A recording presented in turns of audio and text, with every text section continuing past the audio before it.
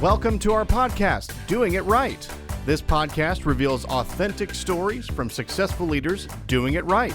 It's about their journey to become a leader, their choices, motivations, and lessons. In essence, how they built successful personal brands. Your host is Valerie Sokolosky, author of 8 leadership books and nationally known as an authority on executive presence and personal branding. Let's get started. Here's Valerie. Well, hello again. I'm so excited today to again tell you about the launch of my course, Monday Morning Leadership for Women. That is now a 10-week course. It is available to you, and it's awesome. It's off of my book, Monday Morning Leadership for Women. I want you just to go to my website and sign up, Valerie'sCompany.com. Okay, first I always have to thank my sponsor, and today it is Taylor Bags. These are the most incredible buttery, literally buttery soft leather handbags manufactured in Spain and with Italian leather. So be sure and check out the website, which is taylorbags.com. I know you'll want one. Whew, I have several. You know, I have been searching for a long time for somebody that really understands how our brain works. In fact, I got into studying it myself about 3 years ago because I was fascinated with how I can create workshops in a way that the participants who are listening to me will, in fact, listen. In other words, keeping the engagement. And so that led me into today's guest. I wanted to know more about how our brain works, how we as leaders make decisions, can make better decisions. Also, how we can create our own state of mind and not let our emotions go like this, which most of us, including me, have a tendency to do. So my guest today has her master's degree in neuroscience, and she has combined that master's degree in her coaching business with the word happiness. In other words, how can we be happier in life, more fulfilled, by knowing how our brain works? So welcome, Juanita Rowley. Hi, Val. Thank you for having me. We got the blue message, didn't we? We did. We did. It's exciting to be here today. And we're all blue. And we're all blue, but not in mood, not in mood. Right. No, it's a happy color for me. Okay. I love it. Well, I want to get started just in asking a very open-ended question, Juanita. Just what's a happy brain look like? Well, in my world, a happy brain is expressed out in your daily life, where you have come to a point where you've made the decisions in your life and created the environment around you, where you have happiness and peace and serenity and joy, so much joy, and you're able to live that continuously. Even when there's ups and downs and which we're all going to have, and yet we're able to still feel this sense of peace and joy and happiness all the time. Okay, we want to learn more about that for sure. You know, I'm thinking about just how we learn, just learning itself. How does the brain help us in learning? We as leaders are always needing to stay on top of the trends and to learn better ways of leading our teams and so forth. So just from a learning standpoint, what's going on in our brain? We have the commonality of all being human. And in that commonality, we have biological features that happen in our brains. And one of those is learning. And learning happens constantly, every day, all day. And we're changing our brains in the learning process. And now, once we have learned something, it gets kind of encoded or programmed, or however you want to look at it, to where we tend to repeat those patterns regularly. But what's going on in the learning process is we're literally increasing and creating connections between the synapses in our brain and the neurons. And then the neurons will send the signals in that direction. And then the more often we repeat it, the stronger those get. Now, Juanita, sorry to interrupt, but what's a neuron and what's a synapses? I have no idea. So the neurons are the cells in the brain. Okay. And the synapses is that gap between them. Kind of like a thread, would you describe it? No, there's a gap there, and it sends information from one of the neurons to another one, and we're constantly creating new ones.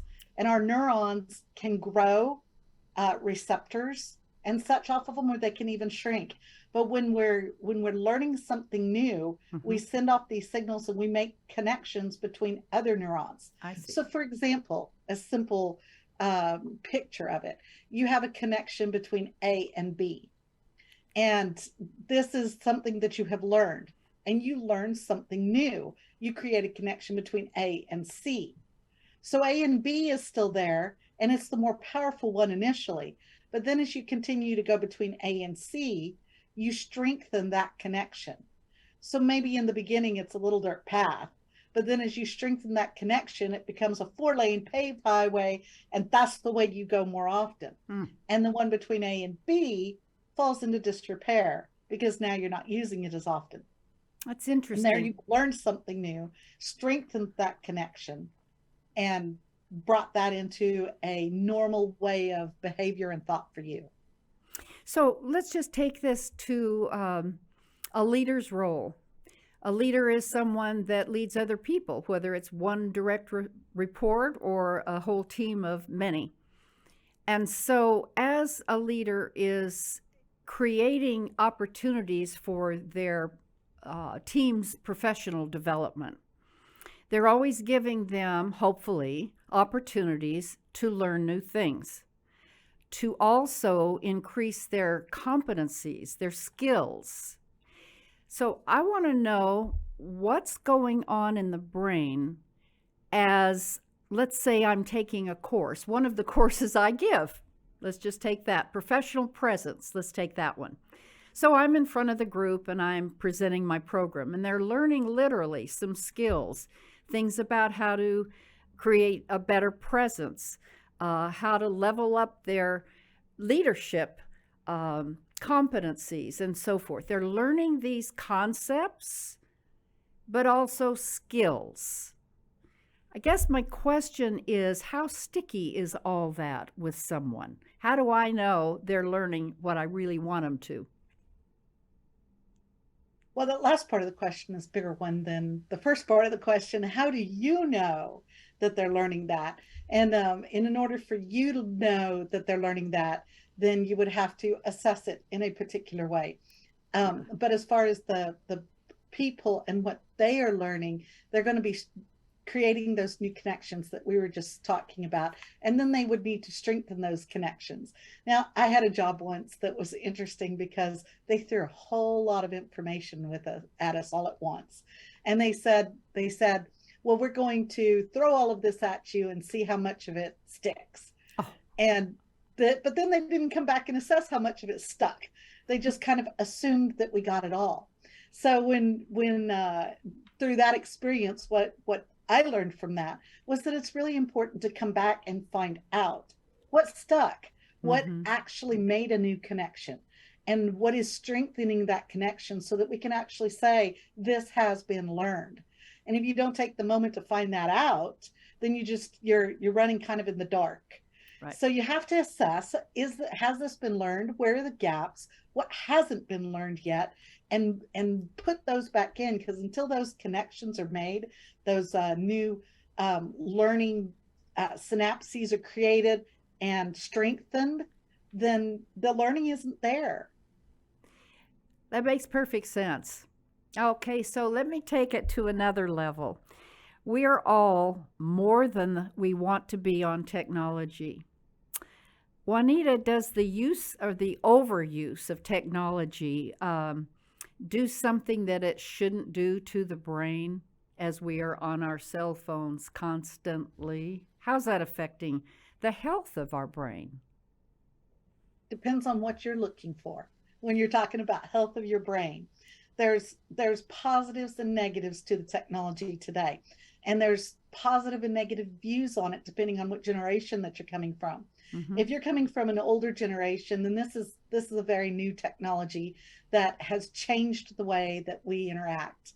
If you're coming from one of the younger generation where this has been something from birth, it's a first language for them, then this is how life is. Right. And the minus that could be an unhealthy brain for them. So we have positives in our communication. We are at new heights of being able to stay in touch with people. And a lot of the younger generation, that's where their entire social structure and groups reside. So if you took that away or depleted that, that could be very unhealthy for them. But it's also unhealthy when the connections between people are interrupted, when you constantly have your dinners or your social times get interrupted by the ringing of the cell phone. Mm-hmm. And then we have, it can get very, very deep depending on which direction you're looking at it. So it really depends on where you're coming from. Yes, there's negatives. Yes, there's positives. So there's pros and cons on each, and where you're at, what your goals in life are, play a part in all of that. That's really good information. I've got so many questions. Here's another one. With our brain being so wonderful, how do we take care of it? How do you keep your brain healthy? Right. In my opinion, and that's just my opinion, you have to be very conscious of the health of your body in the first place. Mm-hmm. We need to feed our bodies right. We need to have exercise. We need to give our brains an opportunity to have good oxygen through breathing, which you can do through like some meditation techniques. You can combine things through yoga or Tai Chi that really give your body some peace. And then you need to learn about how your brain works so that you can make the conscious choices that make your brain feel better. Because when your brain feels better, that means you feel better. That makes perfect sense. So let's say, Juanita, and this is real, all of us, I think, get to the computer in the morning and we get to our task. And I've heard, is it true or not, that our brain needs to breathe every once in a while. In other words, get up, get away, take a breath, let it kind of re-energize itself. Is that true? There is particular dedication that your brain is capable of doing, and giving yourself a break every now and then is really good for your brain, where you're going to stop working specifically on one thing, get up, it's good for your body too, get up, walk around, take some breaths, let your brain relax, and then you can return to tasks. That is absolutely good for your brain. Well, that leads to just thinking about how leaders make choices, good ones. And you told me in our pre-interview, Juanita, that a leader said, or a good leader would say something to themselves or others like, let me think about that. How often do I say that to myself or to someone else versus I got to have an answer? Talk to us about, I need to think about that. What's going on up here? That's good. So we have a lot of connections between the different structures in our brains that happen automatically because we're human, because that's the way we were designed. Right. And with those connections, oftentimes we follow these patterns and pathways that have been laid down from childhood up. Mm-hmm. And basically the programming that we've had as we go along. And when we're just following that programming, sometimes we're not accessing our prefrontal cortex, which is the area of our brain that allows us to think about our thinking, to contemplate our ideas, to consider our options, to make decisions, and to establish action plans. When you stop and think about things, then you're putting it into the prefrontal cortex. And that good. Gives you the opportunity to really just think things through. And all too often, we just want to pop out with an answer. And instead of doing that, if we'll pause and we'll say, let me think about that, we can come up with an entirely different perspective around it. I'm going to put a sticky note on my computer screen. That's an awesome suggestion. It really is. Just stop and think about it. We don't have to have a fast answer. I like that a lot. You know, I always ask Juanita, and I did you, what some of your leadership lessons have been. And one of the things you just brought up, you said, we don't have to stay stuck. Tell us about that. When we have these patterns and pathways that we've created in our brains, and we're following these preconditioned ways of thinking, it's kind of like a river flowing down the mountainside, and it's just going to keep flowing in that direction until we do something to change it. And in the moment that we stop and we start thinking about our thinking, we change the pathway of that river, and we can create a different way. We can make it a choice in that moment to think and feel and behave differently. And in that choice of that moment, we create a new connection in our learning. And then we can strengthen that pathway, and we can completely change the way that we behave, the way that we experience life, and the way that we interact with others. And it's a choice. We don't have to stay stuck. Our brains are completely changing every day, and we can choose in which way that they change. That is fascinating in terms of leading to another thing you and I talked about earlier, which is happiness or peace. Everyone I know, including myself, is always seeking for that state of being where I feel good. I'm in a good state of mind. So in our workday, we're working along and a surprise happens. Something interrupts that state. Tell us from a brain standpoint what's going on and how we can intentionally, by what you'll share, get back to that more even sense rather than just going crazy the rest of the day. So we have a function in our brains that allows us to protect the resources of our brains. So when we're utilizing our prefrontal cortex, we're actually burning glucose or expelling glucose out of the cells of our brain. Research has shown that once you have expelled a significant amount of this glucose out of the cells of your brain, that's when we need to go to sleep. And while we're sleeping, we reuptake that glucose.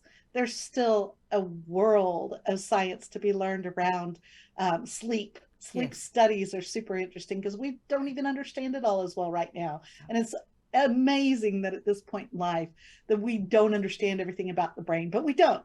Right. And this is one of the theories that is currently out there, is that we reuptake that glucose.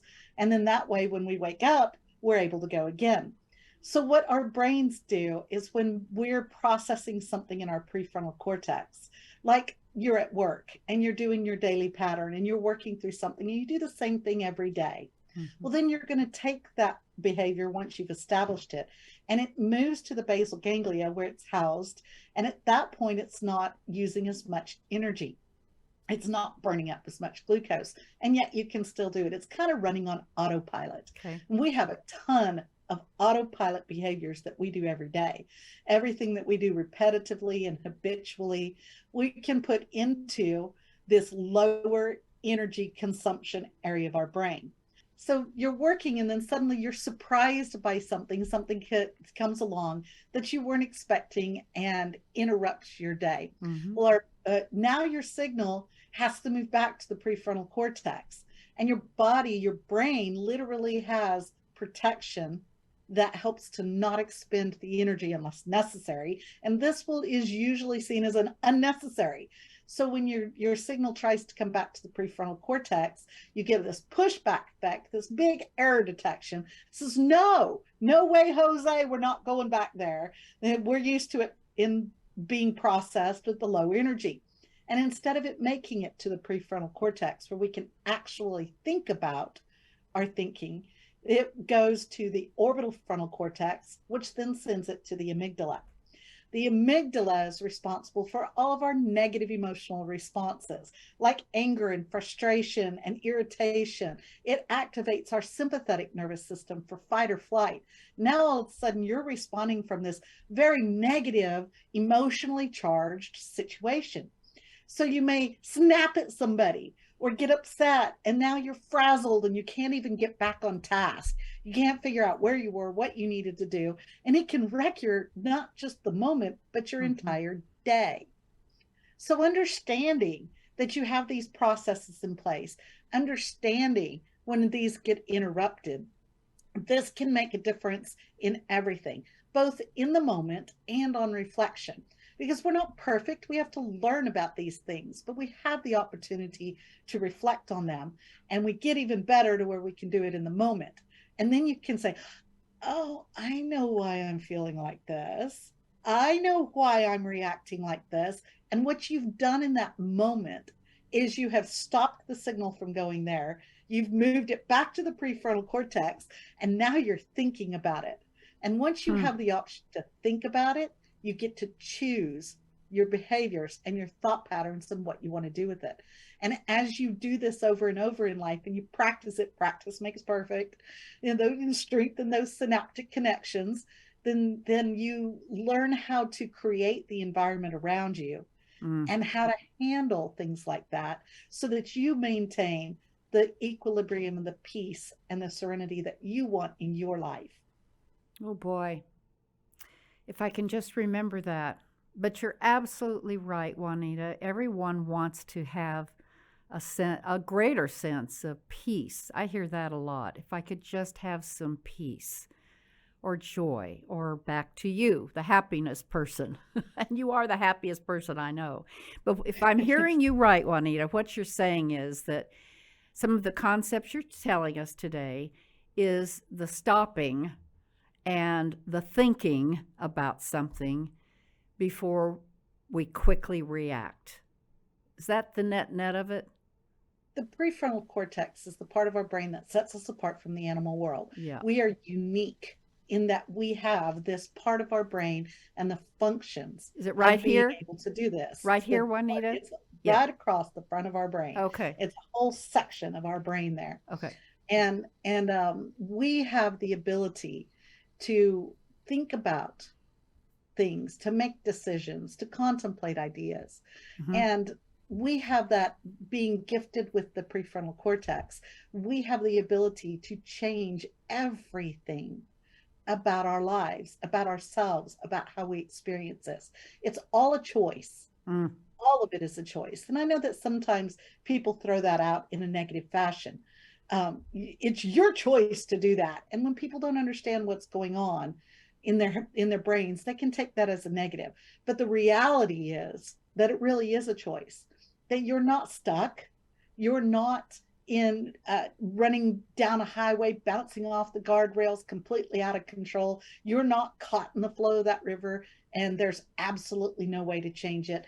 There, you do. And it comes through knowledge and understanding. The more you gain your knowledge about what's happening literally in your brain, what's bringing you to the point of your decisions and your behaviors, then you get to choose. It's that microsecond of interruption when you understand that you could be behaving because of a particular pattern, or because of a pre-programmed way, because of a connection that's an automatic survival feature that has been built into our brains. And you get that message up to the prefrontal cortex, where then you think about it and you get to choose. Everyone's version of peace and joy and happiness and serenity is uniquely theirs.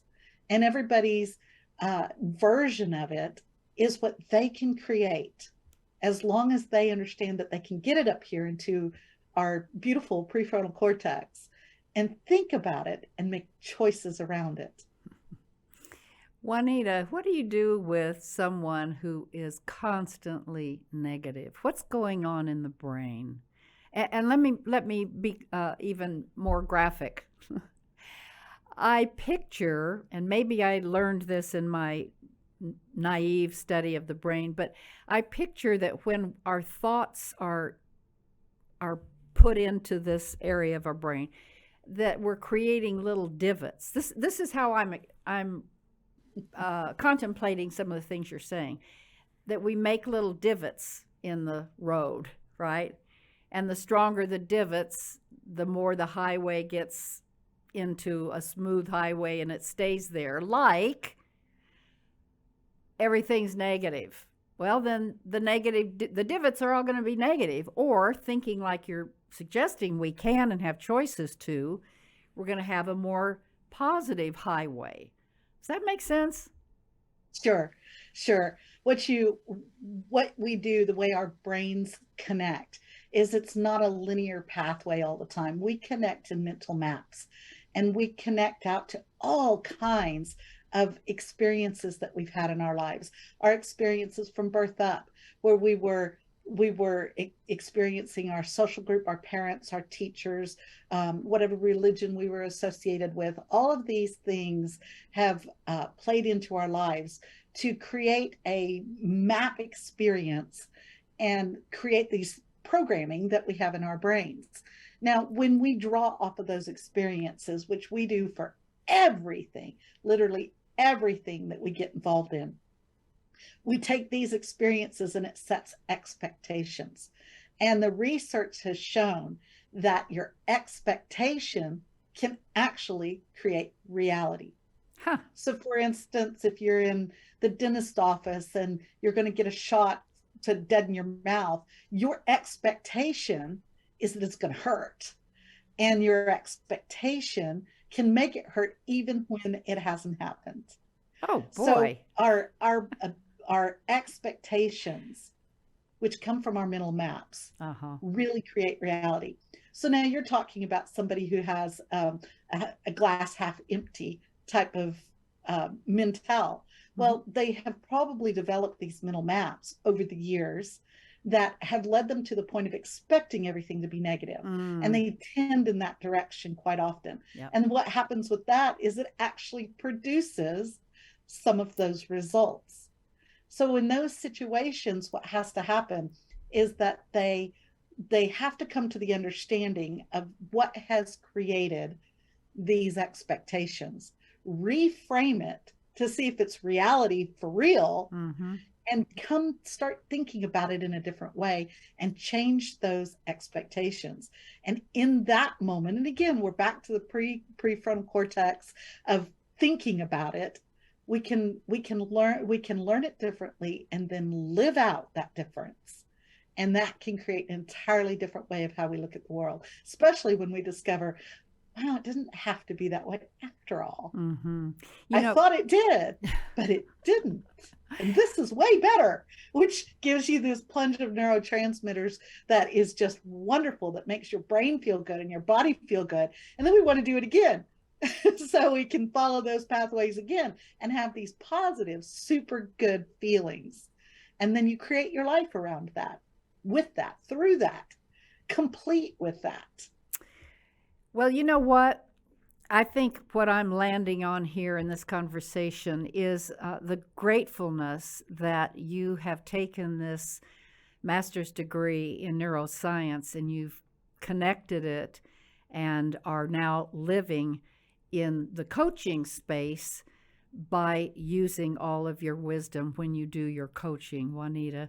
Is there any particular, in closing, story of a real turnaround by doing so with a client? I'm amazed every day. I'm a student as well as a teacher in this whole process. This isn't an insto fix.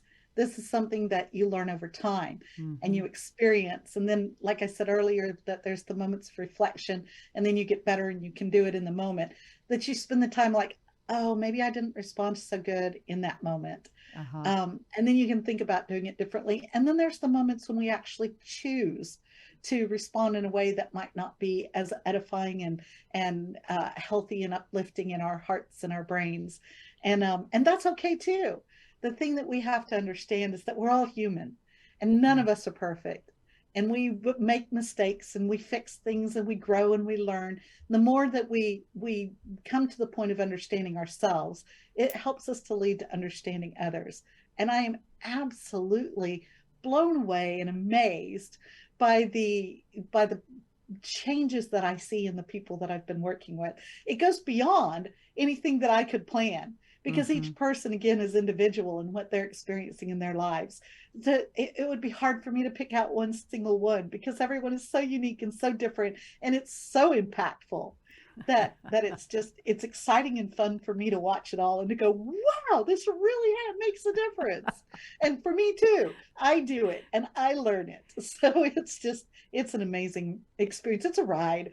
It's joy. It's a shame. We're having fun. It's a shame you don't have any passion.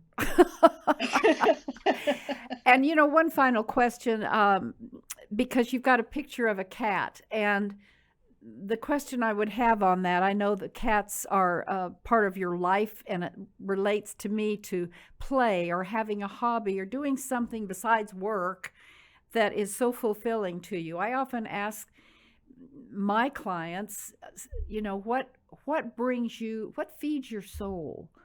What is it outside of work? Because let's face it, it's a harder, I think, time in our century of where we're at and being fulfilled in the work that we do. So we have to your point, create some fulfillment for ourselves. So for you, it's your cats and showing them.